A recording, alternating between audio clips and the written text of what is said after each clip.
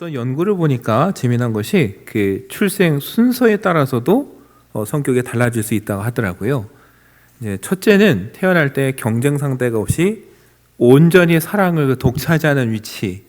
아쉬울 게 없으니까 성향이 늘 현상을 유지하고 지키는 좀 보수적이면서, 그또 사람도 웬만하면 성격이 원만하다고 하더라고요. 요즘 또 늦둥이들이 태어나는데 늦둥이들은 어떤가 봤더니 부모님 나이가 이미 치열하게 살아가던 시대에 좀 벗어나면서 아이한테도 관대한 거예요. 그러면서 이 늦둥이들은 또 다른 온화함 속에서 사랑을 받으면서 자라나는 그런 성격이라는 거죠. 그래서 봤더니 그 사이에 낀 이제 둘째와 셋째들이 아주 치열하다는 거예요. 태어났더니 앞에 누가 있어요, 경쟁 상대가. 그래서 그 첫째한테 가 있는 부모의 관심을 받으려고 하니까 뭔가 이렇게 더 적극적으로 하거나 튀거나, 그래서 좀 뭔가 진취적이거나 변화를 추구하는 성격들이 좀 있다고 하더라고요. 그러니까 본의 아니게 날 때부터 내가 부모에게 잘 보이려면 뭔가를 해야 되구나, 이런 마음이 이제 그 속에 있다는 거죠. 그런데 자라면서 본의 아니게 부모님들이 그 확신을 줄 때가 있어요. 역시 내 말이 맞아서 우리 부모님은 이걸 잘해야 날 이뻐해줘. 이런 오해를 불러일 때가 몇 번 있죠. 대표적으로 어떻습니까? 너 이거 잘하면 내가 뭘 해줄게. 물론 가끔 이제 목표의식도 필요하긴 한데, 여러분, 과정을 네가 이렇게 성실히 열심히 이렇게 했으니 줄게가 아니라 너 몇 점 맞으면 내가 해줄게. 이렇게 되다 보니까 이제 아이들이 자꾸 부모의 사랑을 얻기 위해서, 인정받기 위해서 뭔가를 막 하는 거에 치중한다라는 거예요. 생각해보니까 그렇더라고요. 요번에 너 80점 넘으면 뭐 해줄게. 90점 넘으면 뭐 해줄게. 열심히 해서 여러분 95점 맞고 한 문제 틀리면 뭐라고 합니까? 잘했다고 합니까? 그거 하나는 왜 틀렸니 그래요. 그러면서 또 아이가 또 열심히 해서 그 다음에 다 맞아오잖아요. 그럼 뭐라고 합니까? 잘했다고 합니까? 곧바 넌 할 수 있는데 왜 틀렸어 지난번엔. 정신 차리니까 다 되잖아. 또 이렇게 얘기를 하거든요. 요즘 아이들 보면 좀 이렇게 안쓰러워요. 이게 부모의 사랑을 받기 위해서 이렇게 집에서도 애들이 피곤하겠구나. 근데 생각해 보니까 신앙생활도 가끔 우리가 그렇게 할 때가 있는 것 같습니다. 늘 말씀드리죠, 여러분. 열심히 해야 됩니다. 그런데 나에게 주신 은혜가 감사해서 내가 뭘 해볼까라는 마음으로 열심히 해야지, 내가 열심히 해서 내가 인정 한번 받아봐야지 이러면은 하다 지치는 거예요. 전에 그 전도왕으로서 교회에서 이제 총동원 전도 드릴 때 몇 번 그 상을 받은 분 간증을 제가 들은 적이 있어요. 이분이 처음에 열정이 넘쳐서 전도를 해서 그해 전도왕이 됐어요. 금반지도 받고 상품을 받았어요. 그러니까 열심히 생겨서 그 다음에 요번에 30명에서 그 다음에 50명 했어요. 또 1등 했어요. 이게 점점 고민이 되는 거예요, 이분이. 당연하지 않겠어요? 올해 30명, 50명, 그 다음 몇 명 해야 돼요? 자기가 생각해도 이제 계산이 안 나오는 거예요. 고민을 하다가 그해 어떻게 했냐고 물었더니 노인정 가서 밥 사드린다고 해가지고 관광버스 2대에서 어르신들 다 태우고 와서 주일날 했다가 그냥 갔대요. 그렇게 한 해를 했는데 그 다음엔 자기가 도저히 못하겠다는 거예요. 이 70명 왔는데 100명은 못하겠고, 그래서 그 다음에 총동원 전도 줄 때는 옛날에 비하면 너무 못해갖고 예배 끝나고 나가는데 목사님하고 인사를 못하고 뒤로 도망갔다고 그 간증을 하시더라고요. 그러면서 하시는 얘기가, 거기에 목매기 시작하면은 지치고 우리가 힘없어지고, 하나님은 그러신 게 아닌 것 같다고. 전도를 해야 되는데 몇 명을 해야 하나님 기뻐하실까, 몇 명을 해서 이게 아니라 이 은혜를 나눠야지 하면서 그 마음으로 전도를 해야 된다고. 자기가 그 다음부터 마음이 편해지고 마음이 자유로워지니까 전도도 더 잘 된다는 얘기를 하시더라고요. 생각해 보니까 우리가 하나님한테 좀 인정받기 위해서 혹시 우리가 자꾸 뭘 하려고 하지는 않았는가. 이미 주신 거에 감사하는 마음으로 해야 되는데 내가 이만큼 하면 더 이쁨 받지 않을까. 혹시 우리가 세상에서 하듯이 하나님께 그런 마음으로 하지 않았는가 좀 생각을 하게 됐는데, 오늘 여러분 탕자가요 우리에게 꼭 그런 모습을 보여줘요. 지난주에 본 대로 탕자가 다 탕진을 했습니다.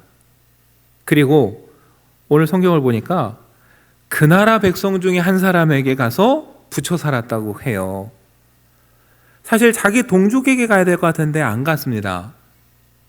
생각해보면 공감이 돼요. 저도 여러분도요, 정말 이렇게 실패하고 정말 다 탕진해버리고 창피하잖아요. 아는 사람 없는 데 가서 살고 싶어요. 모르는 사람한테 가서 차라리 신세지고 싶지, 아는 사람 가면 창피하잖아요. 그러니까 이 아들이 먼 나라 백성에게 가서 얹혀 살아요. 근데 이 사람이 이 아들에게 무슨 일을 시켰느냐? 들로 보내서 돼지를 치게 했어요. 그래서 이 아들이 돼지를 치면서 돼지가 먹는 쥐염 열매로 그럼 이거라도 배를 채워보자 생각을 했는데 어때요? 주는 자가 없어서 배고팠습니다. 네, 여러분 이거 잘 생각하면요, 유대인에게는 아주 비참한 거예요. 유대인이 보기엔 여러분 이방인과 돼지는 동급입니다. 이방인이 들으면 기분 나쁘겠지만요, 유대인이 보기엔 이방인도 하나님 선택을 받지 못한 부정한 존재고 돼지도 하나님이 먹지 말라고 한 부정한 존재예요. 그냥 동급이에요. 근데 이방 나라에 와서 이방 사람한테 얹혀 살면서 이방 사람의 돼지를 치면서 그 돼지가 먹는 쥐염나무 열매나 먹겠다. 이거는 이 아들에게는 뭐예요? 인생의 바닥 중에서도 바닥으로 내려간 거예요. 유대인이 보기에는요, 세상에서 상상할 수 있는 최악의 환경에 지금 처한 거예요. 이게 지금 아들이 처한 현실이에요. 여러분, 근데 왜 이렇게 돌보는 사람이 없었을까? 근데 생각해보면 그럴 수밖에 없어요. 첫째, 흉년이 들었어요. 근데 여러분, 돼지 주인 입장에서는 콩 한 쪽이라도 누굴 주고 싶겠어요? 남의 나라에서 모르는 종 주고 싶겠습니까? 자기 돼지 먹여서 돈 되는 게 좋겠어요. 당연히 주인은 돼지를 더 우선하는 거죠. 여러분, 또 돼지를 어디서 쳤어요? 오늘 성경에 보니까 들로 보내서 돼지를 치게 했다. 여러분, 마을에서 치는 거 아닙니다. 성경을 보면 요셉도 다윗도 양치는 형들에게 먹을 거 갖다 주려고 며칠씩 가잖아요. 그러니까 이 시대에는 마을 안에 이게 치는 게 아닌 거예요. 그러니까 저 멀리 떨어져 있는 들에서 양을 치는, 돼지를 치는 이 종 같은 사람이 먹는지 자는지 뭘 입는지 신경 써줄 사람은 아무도 없어요. 그러니까 줄일 수밖에 없어요. 쥐염나무 열매조차도 못 먹어요. 이 아주 이런 극단적인 상황에 처하니까 비로소 아들이 깨닫는 거예요. 아, 내가 잘못했구나. 여러분, 사람이요 꼭 이렇게 뒤늦게 깨닫고 후회를 합니다. 여러분, 그래서 오늘 누가복음 15장 17절과 20절 보면은 이렇게 기록하고 있어요. 이에 스스로 돌이켜 이르되 내 아버지에게는 양식이 풍족한 풀꾼이 얼마나 많은가, 나는 여기서 줄여 죽는구나. 그리고 20절에 이에 일어나서 아버지께로 돌아가니라. 여러분, 아들이 그 상황이 돼서야 스스로 돌이켰다 그래요. 이 가던 길을 돌아선 거예요. 쉽게 말하면 여러분, 이제야 정신을 차렸어요. 내가 잘못했구나. 그리고 어떻게 해요? 가던 길을 돌려서 일어나 아버지께 돌아갔다 그럽니다. 여러분, 이게 뭐예요? 성경이 말하는 회개가 이거예요. 아, 가다가 이게 잘못됐구나. 그래서 그 방향을 돌이켜서 다시 올바른 길로 가는 것, 여러분, 이게 회개입니다. 성경이 말하는. 아들은 어떻게 돼요? 지금 이제 회개하는 거예요. 여러분, 나중에 보면 아들이 이렇게 얘기를 합니다. 내가 하늘과 아버지에게 죄를 지었사오니. 그러니까 아들은요, 이제 깨달은 거예요. 내가 아버지한테 참 못할 짓 했구나. 근데 아버지에게 못할 짓 한 게 아니라 부모를 공경하지 않고 아버지의 재산을 탈아서 탕진하고 술과 창녀와 다 탕진하고 땅도 마음대로 벌어버린 거, 이건 하나님께도 죄구나. 그래서 비로소 깨닫고 회개하는 거예요. 그리고 돌이켜 아버지께로 가는 거죠. 여러분, 이게 회개고, 회개가 곧 뭐예요? 회복의 시작이에요. 근데 여러분, 이 회개와 회복이 이루어지려면요, 우리에게 몇 가지 필요한데, 제일 처음에는요, 내가 잘못했다라는 걸 인정해야 돼요. 아들은요, 이 상황에 이르러서야 자기가 잘못했다라는 걸 시인하는 거예요. 여러분 이 상황 되면 다 인정하지라고 생각하지만요, 의외로 안 그렇습니다. 이런 상황에 처해서도요, 끝까지 남 탓하는 사람들이 훨씬 많습니다. 내가 돈 떨어졌다고 도망간 친구들이 나쁜 놈이라고 욕하고, 그때 그 친구가 나를 한 번 더 밀어줬으면 내가 이렇게까지 안 됐다고 해서 그 사람 원망하고요, 더 가까운 건요, 어떤 분들은 아버지 원망합니다. 내가 달란다고 그 아버지가 그렇게 유산을 띄워주는 게 아니라 아버지가 날 더 야단을 쳤어야 된다고. 여러분 심지어 하나님 원망해요. 하나님, 제가 이 길로 가도 하나님이 좀 어떻게 해요? 막아주셨어야지, 못 가게 하셨어야지. 하나님 왜 나를 가게 뒀냐고. 없는 것 같죠 여러분? 이 고난에 처하면요, 그런 분들이 훨씬 더 많습니다. 심지어 교회 와서도 아니 목사님이 좀 야단쳐서 저 좀 말리시지 그랬냐고. 그게 좀 억울하죠 저도. 네. 여러분 근데 회개와 회복의 시작은 이게 남 탓이 아니라 내 탓이구나, 내가 아버지를 떠난 게 죄구나 라고 인정할 때 이제 회개와 회복이 시작이 되는 거예요. 그리고 그 다음에 이곳에선 길이 없지만 그러나 아버지에게는 길이 있다라고 인정할 때 이제 돌이켜 갈 곳이 생기는 겁니다. 내 잘못인 건 알겠는데 여기가 끝이고 길이 없다고 생각하면요, 또 엉뚱한 극단적인 선택을 해요. 내 잘못은 맞아요. 그러나 끝이 아니라 아버지에게는 또 다른 길이 있다라는 걸 빨리 깨달아야 그 길로 돌이켜 가면서 어떻게 돼요? 회복이 시작이 되는 겁니다. 이 아들이 생각을 했어요. 곰곰이 내 잘못인데 어떻게 할까? 뭐가 떠올랐냐면요, 아버지가 옛날에 자기 품꾼들에게 해주던 게 떠올랐어요. 그래서 아까 우리 읽은 말씀에도 뭐라고 합니까? 아버지에게는 품꾼들이 얼마나 풍족히 먹고 있었는가. 근데 자기는 똑같은 품꾼인데 이곳에서 뭐예요? 돼지가 먹는 쥐엄나무 열매도 못 먹고 있거든요. 생각해 보니까 내가 여기서 이러고 있느니 아버지에게 돌아가서 아들은 바라지도 않고 품꾼만 돼도 어떻게 해요? 여기보다는 낫겠다라는 거예요. 그러니까 내가 일어나 빨리 돌아가자. 그렇게 해서 뭐예요? 이 회개와 회복의 두 번째 단계로 가는 거예요. 내 잘못을 인정하고, 그러나 여기가 끝이 아니라 아버지께로 가면 길이 있다라는 걸 빨리 또 인정하고 깨닫는 거예요. 그리고 돌아가는 거예요. 그런데 여러분, 이 회개와 회복에 있어서 정말 중요한 마지막 요소가 있어요. 그게 뭘까요, 여러분? 아들이 인정하고 돌이켜 돌아와도 아버지가 안 받아주면 이건 소용이 없는 거예요. 회개의 완성은 어디서 이루어지냐면은 아버지가 아들을 받아줄 때 이루어지는 거예요. 우리는 결말을 압니다. 아버지는 아들을 받아줬어요. 여러분 누가복음 15장 20절을 보면요, 이렇게 기록하고 있습니다. 이에 일어나서 아버지께로 돌아가니라. 아직도 거리가 먼데 아버지가 그를 보고 측은히 여겨 달려가 목을 안고 입을 맞추니. 여러분 이게 아버지의 마음인 것 같아요.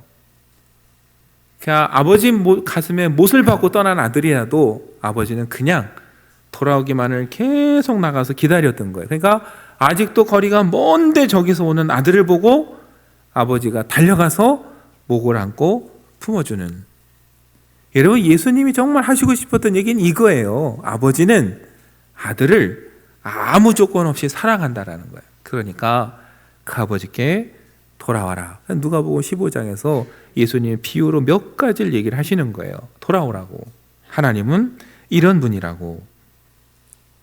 여러분 아들이 살던 그 먼 나라 사람들은 아들이 돈 있을 때만 좋아했어요. 조건을 보고 사랑했어요. 돈 떨어지니까 다 떠나갔습니다.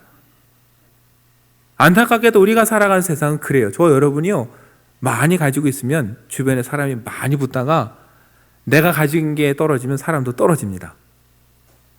그래서 교회도 하나님도 그러지 않을까 생각할 때가 있어요. 그런데 여러분이 기억해야 됩니다. 하나님은 아무 조건 없이 우리를 사랑하고 기다리고 계신다고. 잘할 때도 못할 때도. 그런데 여러분 그 하나님의 사랑을요, 자꾸 의심하게 만드는 소리가 우리 속에서 나오기 시작해요. 아들을 보세요. 아들이 막 돌아가기 직전에 그 마음에 이런 생각이 들었어요. 누가복음 15장 18절과 19절을 보면요. 아버지, 내가 하늘과 아버지께 죄를 지었사오니 지금부터는 아버지의 아들이라 일컬음을 감당하지 못하겠나이다. 나를 품꾼의 하나로 보소서. 이 아들이 생각하는 거예요. 가자. 그러고 가긴 가는데 가다 보니까 자격이 안 되는 것 같아요. 이런 내가 무슨 다시 돌아갈까? 아니, 돌아가더라도 내가 봐도 염치가 없고 아들로서는 자격이 미달이고 품꾼은 되지 않을까? 네, 아버지를 만나면 내가 아들은 안 되겠고 품꾼의 하나로 여겨주십시오. 이렇게 뭐예요? 얘기를 해봐야겠다. 아들은 미안한 마음도 있겠지만요. 아직도 뭐예요? 아버지의 사랑을 깨닫지 못하는 거예요. 아버지가 이 아들의 자격을 보고 판단하는 걸로 그렇게 착각하는 거예요. 그래서 야, 나는 아들은 안 되겠고 품꾼이 돼야겠구나. 이런 마음으로 아버지에게 돌아가는 거죠. 여러분, 그런데 우리 마음속에도 그런 마음이 들 때가, 생각이 들 때가 있어요. 그게 정말 하나님께 돌아가는 길을 망해합니다. 그것 때문에 우리가 실수하고 넘어져요.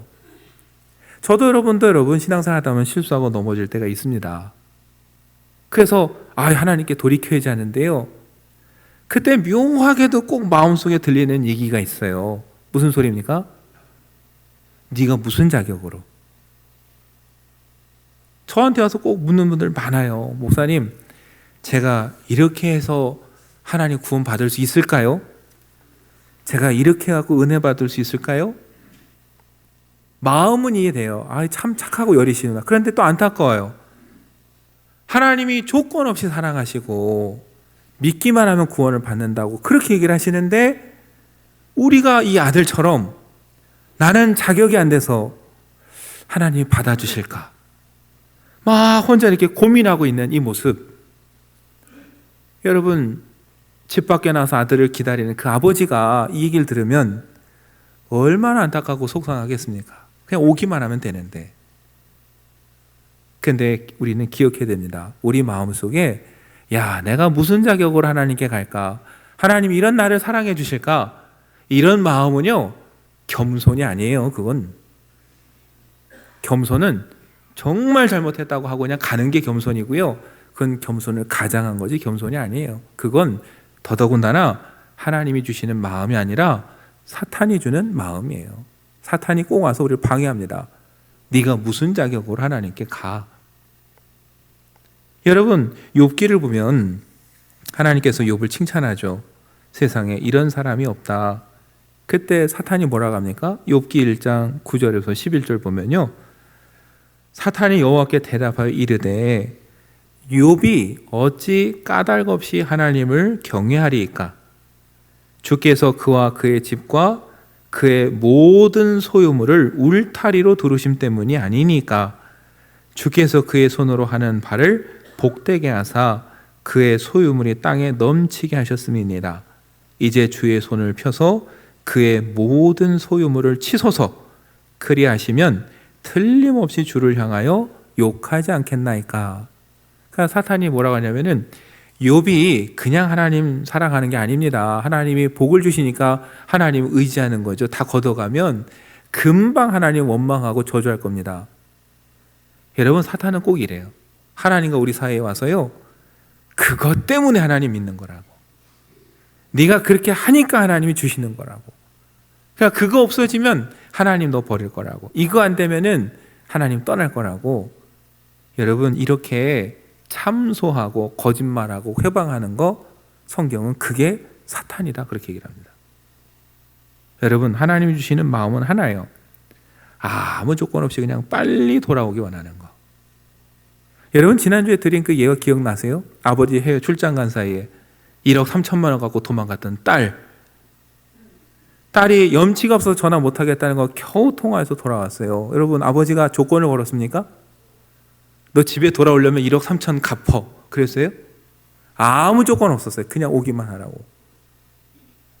그 딸이 아버지 좋아하는 꼬리곰탕 사준다는 말 한마디에 그냥 행복했던 게 아버지예요. 그냥 오기만 하면 되는, 그게 여러분 세상의 아버지도 그런 마음인데 하나님께서 왜 우리에게 조건을 거시겠어요? 왜 여러분과 저에게 이만큼 하면 내가 자녀로 삼아주고 이거 못하면 안 받아준다고 왜 그러시겠어요? 절대 그럴 뿐 아니에요. 우리가 아무리 실수를 하고 아무리 넘어져도 하나님 그냥 돌아오기만을 바라시는 거예요. 거기다 대고 자꾸 내가 무슨 자격이 있어서, 이 마음은 하나님이 주시는 마음이 아니라 사탄이 주는 마음이라는 걸 우리는 알아야 됩니다.